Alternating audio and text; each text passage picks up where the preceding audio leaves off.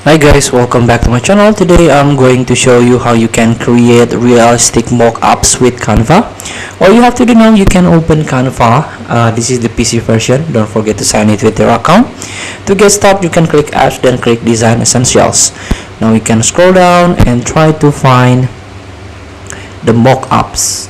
Create a realistic mock-up. Bring your designs to life with free product mock-up generator. So you can click use a new design. Let's start with a Instagram post aspect ratio, and here we go. There is a crown icon. It means you need to subscribe this app. And here, let's see the popular mock-up that you can use. For example, this one,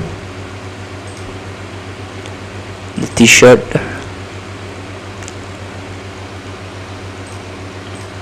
Sorry, I click too much here, too many clicks here. Here we go. So insert your image, drag and drop any image into mockup. The easiest way to do is from the uploads tab. So here, for example, let's try with this one,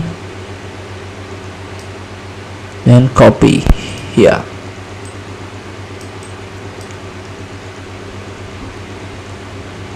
So feel free to try. Thank you for watching. Don't forget to comment, like and subscribe, and also click the X button below. See you in the next video.